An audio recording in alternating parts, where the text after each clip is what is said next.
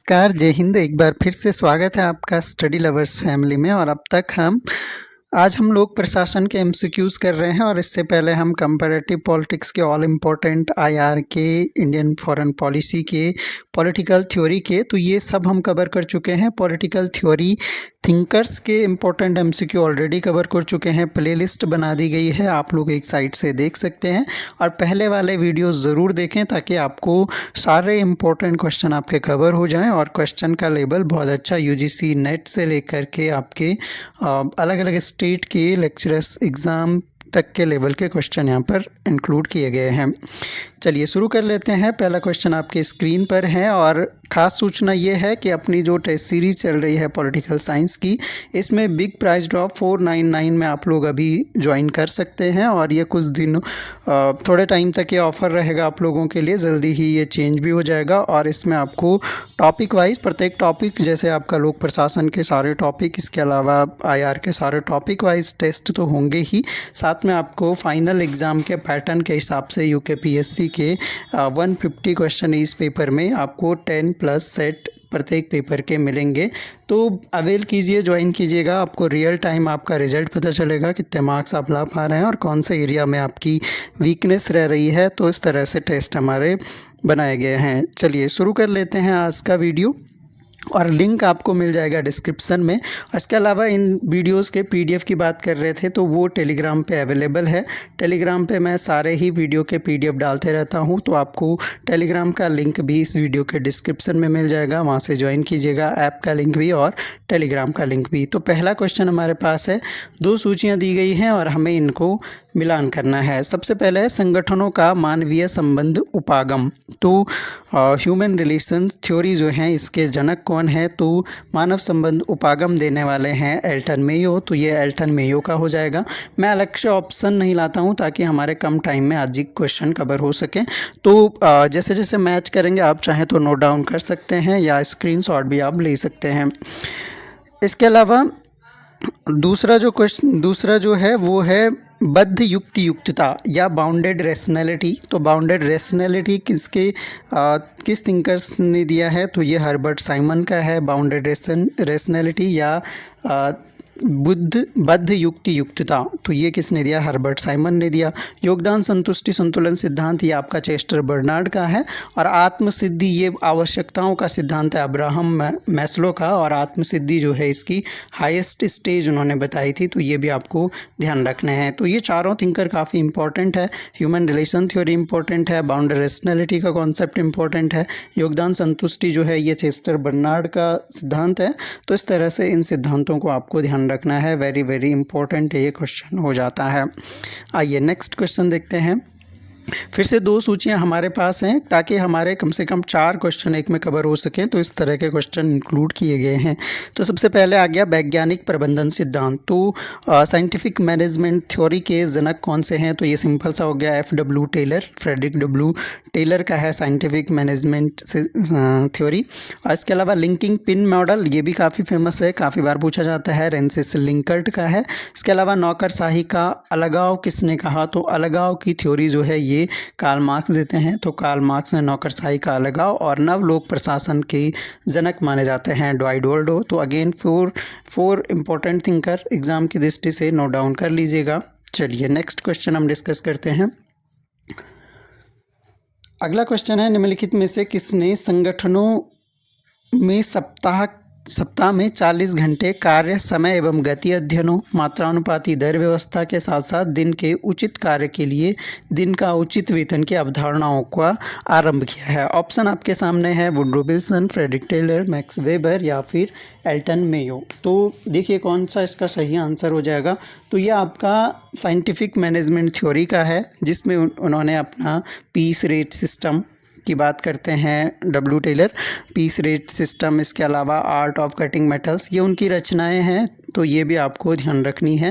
इसके अलावा scientific management theory तो है ही, तो आर्ट ऑफ कटिंग मेटल्स, तो ये सब वो बताते हैं अपने वैज्ञानिक प्रबंधन सिद्धांत में। और उसी में कहते हैं कि सप्ताह में 40 घंटे का कार्य, समय और गति का अध्ययन, समय का अध्ययन, गति का अध्ययन, मात्रानुपाती दर व्यवस्था के साथ साथ उचित कार्य के लिए उचित वेतन की व्यवस्था, ये सारे कॉन्सेप्ट का प्रारंभ किसने किया? तो तो ये वैज्ञानिक प्रबंधन सिद्धांत के कॉन्सेप्ट हैं और फ्रेडरिक टेलर के ये सिद्धांत हैं। आइए अगला क्वेश्चन पे विचार करते हैं। रचनात्मक द्वंद्व का अभिनव विचार किसने प्रतिपादित किया? देखिए, क्रिएटिव एक्सपीरियंस एक फेमस बुक है। किसकी है? अगर आपको ये बुक का नाम पता है तो आप इस क्वेश्चन का आंसर आसानी से दे पाएंगे। तो क्रिएटिव एक्सपीरियंस जो बुक है, इसी में रचनात्मक द्वंद्व की बात की गई है। किसके द्वारा की गई है? ऑप्शन आपके सामने है, Mary Parker Follett, Woodrow Wilson या मैक्स वेबर या फिर हेनरी फियोल। तो इनकी पुस्तक है फेमस क्रिएटिव एक्सपीरियंस। ये किसकी पुस्तक है? तो मैरी पार्कर फॉलेट की है। बुक्स एंड ऑथर्स की सीरीज़ हमने अलग से कवर करी है। हर यूनिट के लोक प्रशासन के भी सारे इंपॉर्टेंट बुक्स एंड ऑथर आपको कवर करवा दिए गए हैं। तो इसलिए इस वीडियो में आपको बुक्स एंड ऑथर के क्वेश्चन नहीं देखने को मिलेंगे। तो क्रिएटिव एक्सपीरियंस है मैरी पार्कर फॉलेट की, ऑलरेडी बुक्स एंड ऑथर में कवर करवा चुका हूँ। तो आप प्लेलिस्ट देखेंगे तो सारे वीडियो आपको वहाँ पर अवेलेबल मिल जाएंगे। तो MP फॉलेट का है क्रिएटिव एक्सपीरियंस बुक, और रचनात्मक द्वंद्व का जो सिद्धांत है वो भी किसका है? मैरी पार्कर फॉलेट का है। तो ये भी आपको ध्यान रखना है। अगला क्वेश्चन देखते हैं। प्रशासनिक सिद्धांतों के कार्यक्षेत्र के संबंध में निम्नलिखित में से कौन से कथन सही हैं? देखिए, प्रशासनिक सिद्धांतों के कार्यक्षेत्र के संबंध में बात करनी है और ये 4 सिद्धांत हैं, 4 स्टेटमेंट दिए गए हैं, हमने सही चुनने हैं। तो अगेन वेरी वेरी इंपॉर्टेंट हो जाता। आदर्श प्रकार की नौकरशाही मैक्स वेबर द्वारा प्रतिपादित की गई थी, ये बिल्कुल सही है।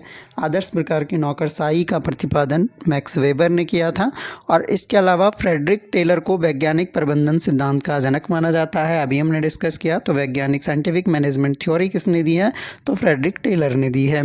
हेनरी फियोल को मानव संबंध सिद्धांत का जनक माना जाता है, ये गलत हो जाएगा क्योंकि एल्टन मेयो को मानव सिद्धांत का जनक माना जाता है, मानव संबंध सिद्धांत का। तो ह्यूमन रिलेशन थ्योरी के फाउंडर कौन है? एल्टन मेयो है, ना कि हेनरी फियोल। तो ये स्टेटमेंट आपका यहाँ से रॉन्ग हो जाएगा। हॉथॉर्न प्रयोग नौकरशाही सिद्धांत से संबंधित हैं, तो हॉथॉर्न प्रयोग नौकरशाही सिद्धांत से संबंधित नहीं है, ये एल्टन मेयो के ही मानव संबंध सिद्धांत के प्रयोग हैं। तो इस तरह से पहला और दूसरा हमारा सही हो जाएगा और बाकी सब हमारे रॉन्ग हो जाएंगे। तो 1 और 2 केवल इसका सही है। अगेन वेरी इंपॉर्टेंट क्वेश्चन है। इस तरह के स्टेटमेंट आप तभी कर पाएंगे जब आपको सभी थ्योरी के फाउंडर पता है और किस में क्या बात की गई है। आइए अगला क्वेश्चन देखते हैं। संगठनों के अध्ययन में व्यवहारवादी दृष्टिकोण से क्या आशय है? तो ये बताना है कि व्यवहारवादी दृष्टिकोण से क्या आशय है। तो यहाँ पर अगर देखें, संगठनात्मक संदर्भ में व्यवस्था का अध्ययन, या वैयक्तिक लोक सेवक व्यवहार का अध्ययन, या संगठनात्मक व्यवहार के अध्ययन में व्यवहारवादी विज्ञान का उपयोग, ये है इसका अर्थ। ऑप्शन नंबर सी हमारा सही हो जाएगा कि संगठनात्मक व्यवहार के अध्ययन में व्यवहारवादी विज्ञान का उपयोग ही व्यवहारवादी दृष्टिकोण कहलाता है। तो नेतृत्व के आधार पर संगठनात्मक संरचना का अध्ययन, ये भी रॉन्ग हो जाएगा। ऑप्शन नंबर सी हमारा करेक्ट है। टेलर की मानसिक क्रांति की अवधारणा निम्नलिखित में से किसके अध्ययन से संबंधित है? देखिए, अभी टेलर के बारे में हमने पढ़ा कि साइंटिफिक मैनेजमेंट थ्योरी के फाउंडर हैं फ्रेडरिक डब्ल्यू टेलर। तो FW टेलर का सिद्धांत है साइंटिफिक मैनेजमेंट, और उसी में ये मानसिक क्रांति की बात करते हैं। तो मानसिक क्रांति की जो बात करते हैं, तो बेसिकली जो इनका पूरा सिद्धांत है ये श्रमिक और प्रबंधक पर केंद्रित है। श्रमिक और प्रबंधक, तो मैनेजर और मजदूर एक तरह से, तो श्रमिक और प्रबंधक पर ये केंद्रित है इनका पूरा सिद्धांत। और ये कहते हैं मानसिक क्रांति के लिए कि श्रमिकों और प्रबंधकों के जो दृष्टिकोण होते हैं उनमें परिवर्तन आना चाहिए, और परिवर्तन इस तरह से आना चाहिए ताकि वो आपस में सामंजस्य और सहयोगपूर्ण बात कर सके, या सामंजस्य और सहयोगपूर्ण अपनी समस्याओं का समाधान कर सके, और एक ऐसा वातावरण जो सामंजस्य और सहयोग पे आधारित हो, ऐसा वातावरण का निर्माण किया जा सके। तो श्रमिक और प्रबंधन दोनों के लिए ही मानसिक क्रांति की अवधारणा की बात करते हैं, ताकि एक को दूसरे से फ़ायदा हो, दोनों के बीच में इस तरह का एनवायरनमेंट बने ताकि सामंजस्य और सहयोग पर आधारित उनके कार्य हों। तो इस क्वेश्चन का सही आंसर हमारा हो जाएगा समरसता एवं सहयोग। ऑप्शन नंबर सी सही उत्तर है। चलिए अगला क्वेश्चन देखते हैं। फिर से 2 सूचियां हैं हमारे पास, हमने मैच करवानी है। तो ये ये भी कॉन्सेप्ट हैं और इम्पोर्टेंट कॉन्सेप्ट हैं सारे, और इनमें से कई बार कई कॉन्सेप्ट जो है एग्ज़ाम्स में पूछे जा चुके हैं, तो नोट डाउन कर लीजिएगा, चाहो तो स्क्रीनशॉट ले लीजिएगा। अगर हम देखें इतिहास अभिजात तंत्र की कब्रगाह है, तो अभिजात वर्ग की कब्रगाह ये बोलते हैं Wilfred Pareto. Mind and society इनकी बुक है, मैं बुक्स एंड ऑथर में कवर करवा चुका हूँ। अल्पतंत्र का लौह नियम ये रॉबर्ट मिचेल्स का है। अल्पतंत्र का लौह नियम किसका है? रॉबर्ट मिचेल्स का है।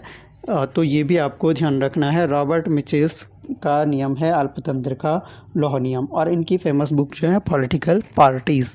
नौकरशाही तर्क संगति ये किसने दिया है? तो नौकरशाही तर्क संगति की बात कौन करते हैं इनमें से? तो मैक्स वेबर करते हैं, सिंपल हो गया।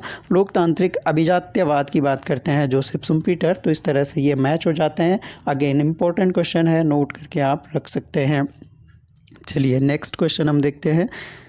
फिर से 2 सूचियां दी गई हैं और हमें फिर से मैच करवाना है, और इसमें आपके थिंकर दिए गए हैं और उनसे रिलेटेड कॉन्सेप्ट दिए गए हैं। तो हमें पहचानना है कि कौन सा कॉन्सेप्ट किस थिंकर का है। तो अगर देखें सबसे पहले हर्बर्ट साइमन के बारे में हमने पढ़ा था अभी कि हर्बर्ट साइमन जो हैं ये निर्णय निर्माण सिद्धांत की जनक है। और यहाँ पर ये बताया गया है कि इन्होंने अलग अलग निर्णयों में अंतर किया है। तो किसने कौन से निर्णय में अंतर किया है? तो सबसे पहले हर्बर्ट साइमन की बात करें अगर, तो इन्होंने कार्यक्रमबद्ध और गैर कार्यक्रमबद्ध निर्णय की बात करी है। 2 प्रकार के निर्णय इन्होंने बताए हैं। पीटर ड्रकर की अगर बात करें तो ये बताते हैं सामान्य और विशिष्ट निर्णय की बात करते हैं पीटर ड्रकर। और चेस्टर बर्नार्ड और एमपी फॉलेट, हमने पढ़ा था रचनात्मक संघर्ष क्रिएटिव द्वंद्व जो है वो किसका है? मैरी पार्कर फॉलेट का है। और बर्नार्ड का सांगठनिक एवं व्यक्तिगत निर्णय है। तो again very very important question ये हो जाता है आपके एग्जाम के पॉइंट ऑफ व्यू से। आइए अगला क्वेश्चन देखते हैं। लूथर गुलिक द्वारा प्रतिपादित विभागीकरण के 4P सिद्धांतों में 4P का क्या तात्पर्य है? 4P सिद्धांत पहली बात किसने दिया? तो ये लूथर गुलिक ने दिया है, और इसमें ये विभागीकरण के 4P सिद्धांत बताते हैं। और 4P में एक P को बताते हैं पर्सन, दूसरा बताते हैं प्लेस, तीसरा बताते हैं प्रोसेस और चौथा बताते हैं पर्पस। तो इस तरह से 4P बताते हैं, यानी आपका हो जाएगा पर्सन, व्यक्ति, स्थान, प्रक्रिया और उद्देश्य। तो उद्देश्य, व्यक्ति, स्थान और प्रक्रिया हमारा ए वाला ऑप्शन सही हो जाएगा। चलिए अगला क्वेश्चन देखते हैं। फिर से 2 सूचियां हमारे पास हैं, और ये सूचियों वाले क्वेश्चन इसलिए मैंने इंक्लूड किए हैं ताकि आपके मैक्सिमम क्वेश्चन कवर हों। तो एक क्वेश्चन में आपके कम से कम 4 कॉन्सेप्ट कवर हो जाते हैं जब हम सूचियों की बात करते हैं। तो सबसे पहले अगर देखें तो आज्ञा पालन एवं स्वीकार्यता के मध्य विभेद ये कौन करते हैं? आज्ञा पालक एवं स्वीकार्यता के मध्य विभेद ये कॉन्सेप्ट है चेस्टर बर्नार्ड का। तो पहली बात ये ध्यान रखनी है। आर्थिक कार्य में लगे व्यक्ति एवं प्रशासनिक व्यक्ति में विभेद। एक तो आर्थिक व्यक्ति और प्रशासनिक व्यक्ति में विभेद कौन करता है? तो ये हर्बर्ट साइमन करते हैं। और यही क्या करते हैं, ये जो लोग प्रशासन के सिद्धांत डेवलप हो रहे थे उनकी आलोचना करते हैं। और यहीं से आर्थिक कार्य में लगे व्यक्ति और प्रशासनिक व्यक्ति के बीच में विभेद करने वाले कौन है? हर्बर्ट साइमन है। निर्णय निर्माण इनका फेमस सिद्धांत है।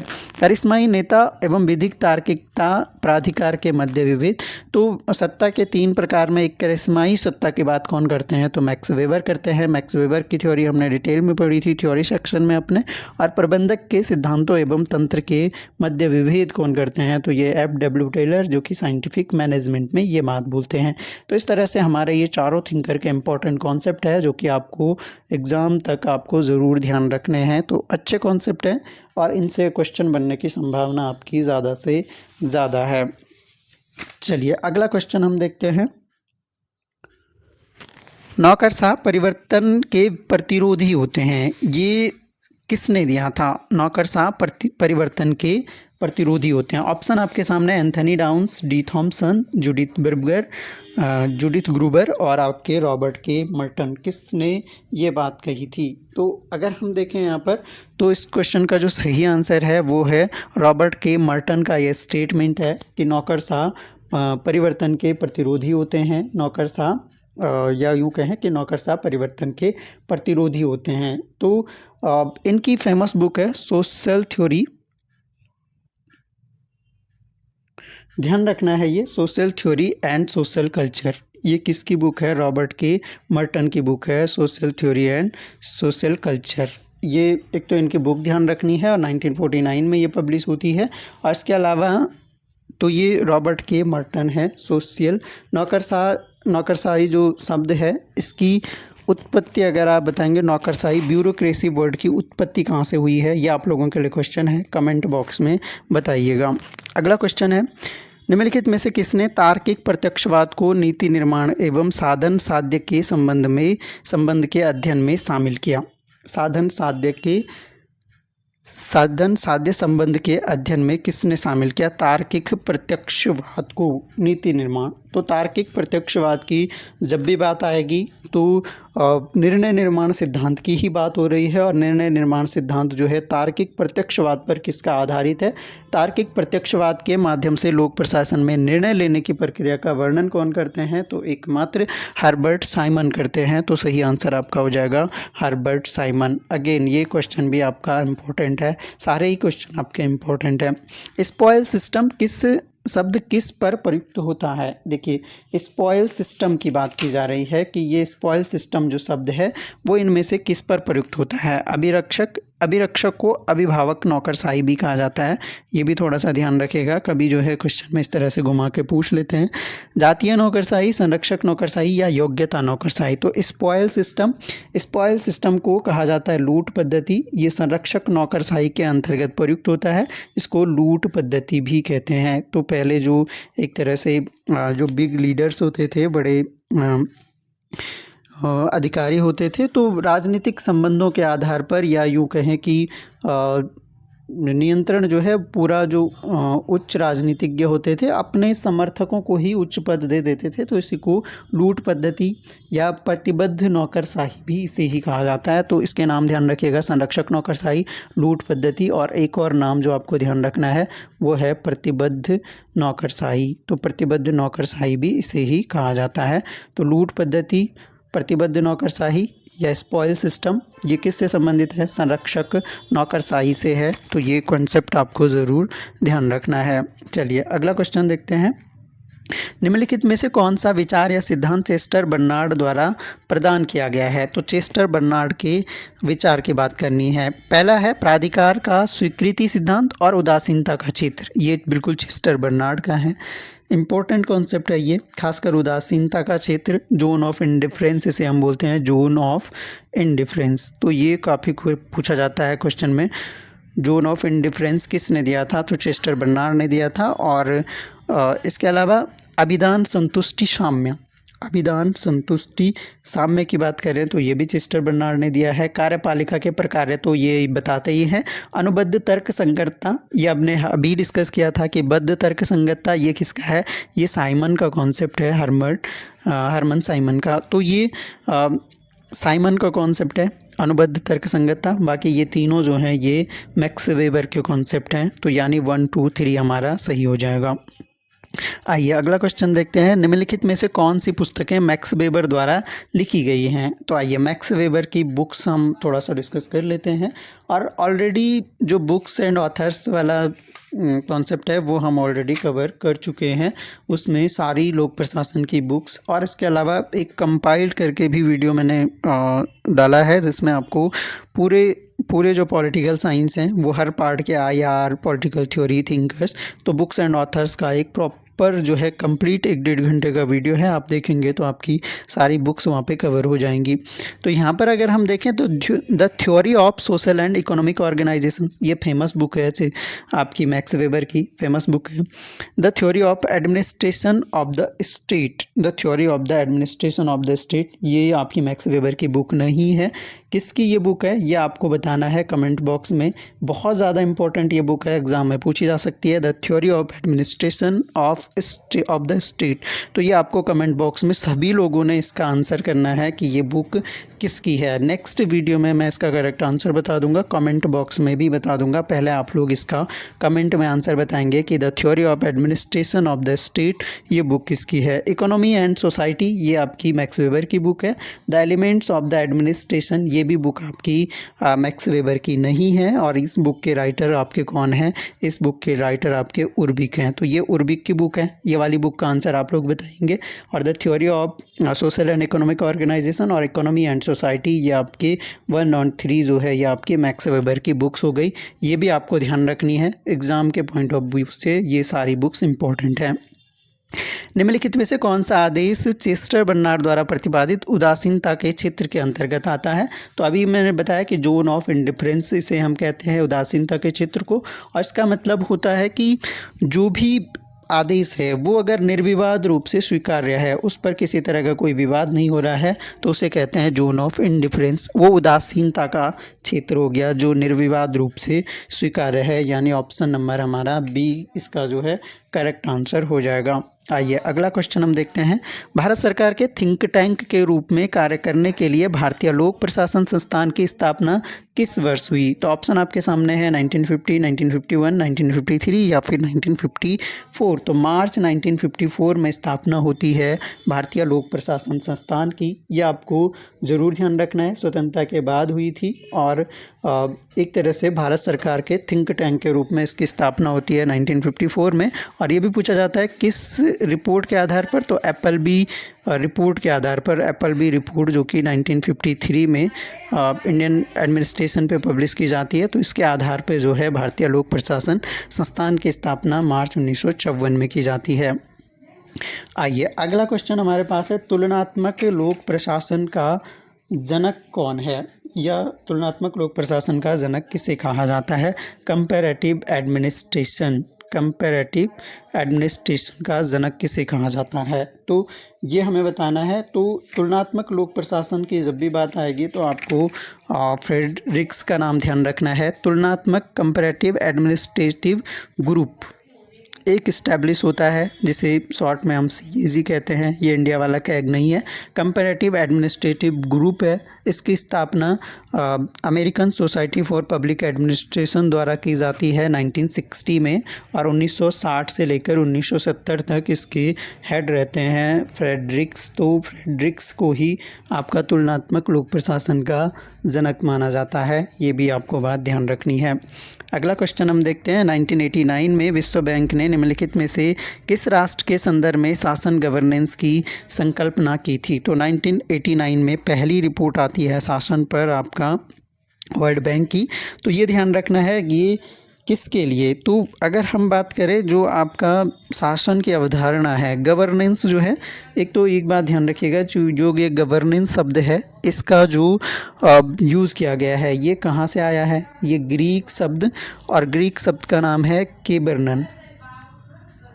केबरनन एक शब्द है, इससे आया है आपका गवर्नेंस। और इसका मतलब होता है एक तरह से संचालन करना। तो ये पूछा जाता है क्वेश्चन, और बहुत बार पूछा जाता है कि जैसे प्रशासन पे आ गया, प्रशासन शब्द की उत्पत्ति पूछ लेगा, या फिर आपका ब्यूरोक्रेसी शब्द कहाँ से आया है। इस तरह के क्वेश्चन आपको एग्जाम में देखने को मिलते हैं। तो किस राष्ट्र की कल्पना जो है शासन गवर्नेंस की संकल्पना में 1989 की रिपोर्ट में विश्व बैंक ने की थी? यूनाइटेड किंगडम, ऑस्ट्रेलिया, उप सहारा अफ्रीका या फिर न्यूजीलैंड? सही आंसर हो जाएगा आपका उप सहारा अफ्रीका के संदर्भ में शासन की संकल्पना की थी आपके वर्ल्ड बैंक ने। आइए अगला क्वेश्चन देखते हैं। चेस्टर बर्नार्ड के अनुसार एक औपचारिक संगठन अस्तित्व में तब आता है जब, सारे ऑप्शन आप लोग देख सकते हैं डिटेल में, और जहाँ पर भी आपको लगे आपको स्क्रीनशॉट की आवश्यकता है तो आप इसका स्क्रीनशॉट ले सकते हैं। तो औपचारिक संगठन की बात की जा रही है।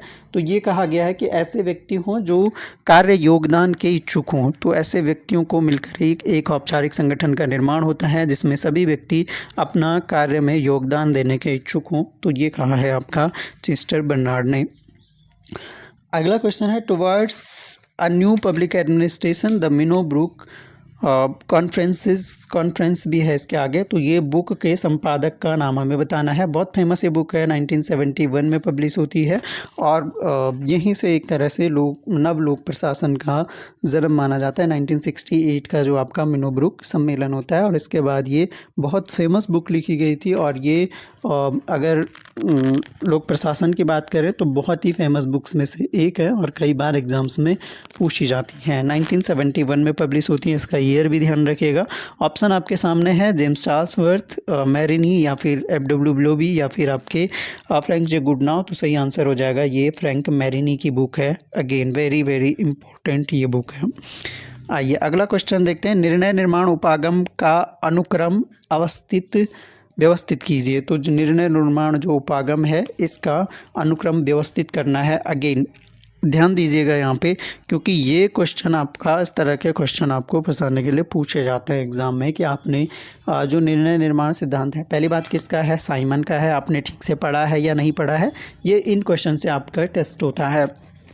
सूचना की खोज, समस्या की पहचान, विकल्प का चयन या फिर विकल्प की व्याख्या, इनमें से आपका जो ऑर्डर है सबसे पहले कौन आएगा। तो सबसे पहले आएगा आपका इनमें से देखें अगर, तो सबसे पहले समस्या की पहचान होती है। इसमें पहला होता है समस्या की पहचान। दूसरे की अगर बात करें तो समस्या की पहचान करने के बाद अपने को क्या करना होता है, सूचना की खोज करनी होती है। तो दूसरे में आ गया आपका सूचना की खोज।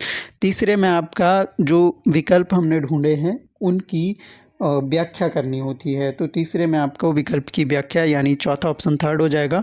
और लास्ट में होता है विकल्प का चयन, जिससे हमें निर्णय लेना होता है।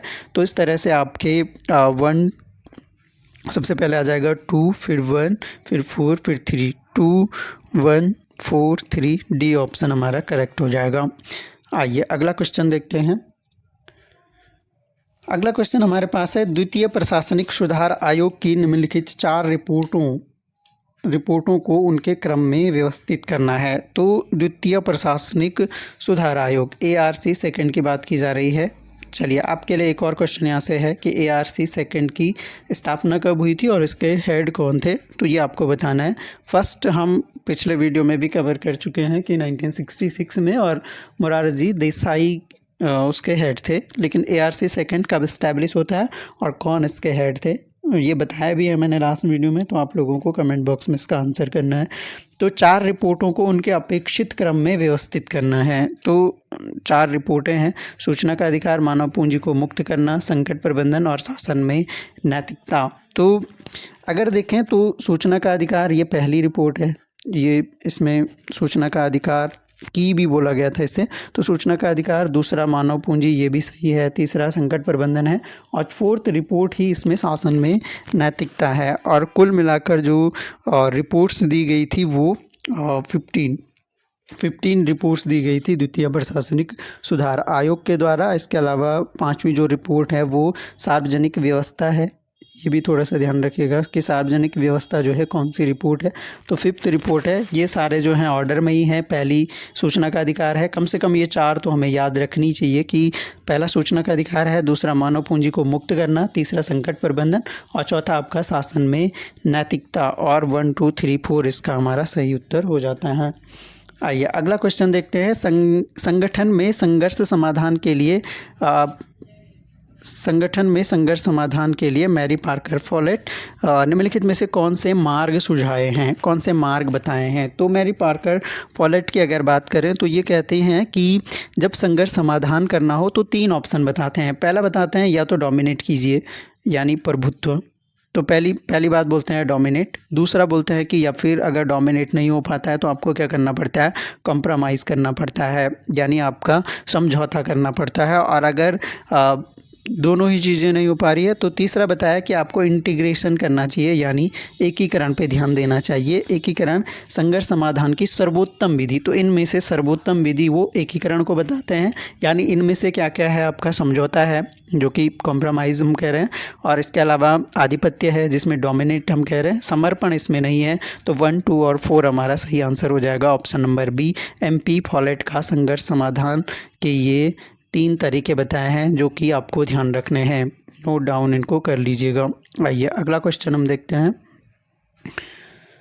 इनमें से कौन नव लोक प्रशासन के कथ्यों को 5 मदों के अंतर्गत संक्षेपित करते हैं? प्रासंगिकता, मूल्य, सामाजिक क्षमता, परिवर्तन और ग्राहक केंद्रित। अगेन वेरी वेरी इंपॉर्टेंट ये क्वेश्चन हो जाता है कि कौन करते हैं ऐसा। तो ध्यान देना है। अभी हमने पीछे एक बुक पढ़ी थी, टुवार्ड्स न्यू पब्लिक एडमिनिस्ट्रेशन, और towards new public administration, Minnowbrook perspective. तो ये जो बुक है, इसी बुक में इन्होंने 5 मत बताए हैं, या एक तरह से जो नवलोक प्रशासन है उसकी विषय वस्तु को 5 भागों में बांटा है। और इसमें इन्होंने बताया प्रासंगिकता, मूल्य, सामाजिक क्षमता, परिवर्तन और ग्राहक केंद्रित। तो आप रिकॉल कर पा रहे होंगे किसकी ये बुक है, तो ये फ्रैंक मैरिनी की बुक है। ऑप्शन नंबर ए हमारा करेक्ट आंसर हो जाएगा। आइए अगला क्वेश्चन देखते हैं। निम्नलिखित में से निर्णय करने की आबद्ध तार्किकता मॉडल, ये क्वेश्चन हमारा बहुत बार रिपीट हो चुका है। तो आबद्ध तार्किकता मॉडल हमने डिस्कस किया, इनकी फेमस बुक भी ध्यान रखिएगा, क्योंकि मैं बुक्स एंड ऑथर करवा चुका हूँ, इसलिए ज़्यादा बुक्स पे फोकस नहीं है। एडमिनिस्ट्रेटिव बिहेवियर, ये फेमस बुक है, किसकी बुक है, हर्बर्ट साइमन की बुक है, और इन्होंने आपका आबद्ध तार्किकता मॉडल दिया है।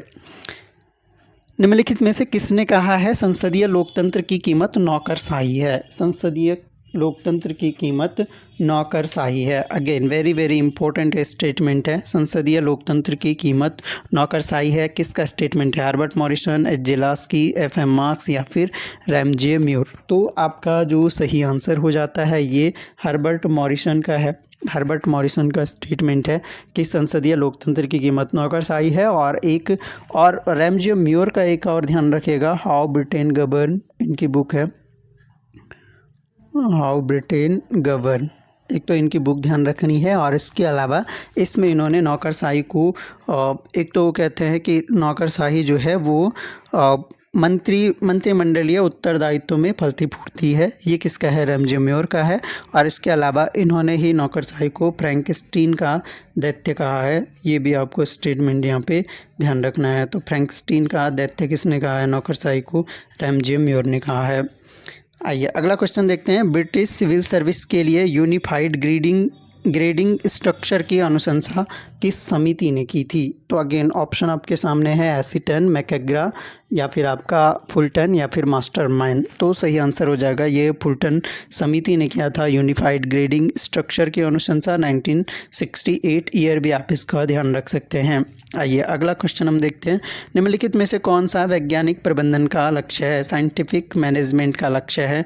अगेन थोड़ा सा ध्यान रखिएगा, टेलर का ये सिद्धांत है साइंटिफिक मैनेजमेंट, और इसका लक्ष्य क्या है? तो ऑप्शन देख सकते हैं, श्रमिकों का कल्याण, रोजगार सृजन करना, या सामाजिक कल्याण को अधिकतम करना, उच्चतर औद्योगिक दक्षता। इसका सही आंसर हो जाएगा उच्चतर औद्योगिक दक्षता। अगला क्वेश्चन है, निम्नलिखित में से किसने राजनीतिक विकास की व्याख्या प्रशासनिक और विधिक विकास के रूप में की है? तो प्रशासनिक और विधिक विकास के रूप में राजनीतिक विकास की व्याख्या कौन करते हैं, ये हमें बताना है।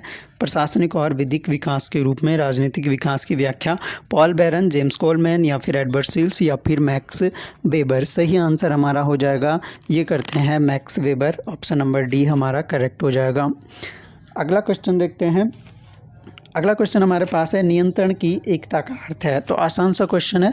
नियंत्रण की एकता का मतलब होता है आपका जो अधीनस्थ है उसका केवल एक पर्यवेक्षक होना चाहिए, यानी यूनिटी ऑफ कमांड कहते हैं। हेनरी फेयोल इसके मुख्य समर्थक माने जाते हैं। और नियंत्रण की एकता में यानी एक दिशा की एकता भी कहते हैं इसको, यानी अधीनस्थ जो है उसके ऊपर केवल एक ही ऑब्जर्वर हो, उसे कहते हैं नियंत्रण की एकता। तो आंसर आपका ए हो जाएगा। अगला क्वेश्चन है, उच्च पद पर प्रोन्नति में सम्मिलित है, इनमें से क्या क्या सम्मिलित है? पद में परिवर्तन, यह हमारा आज का लास्ट क्वेश्चन भी होने वाला है।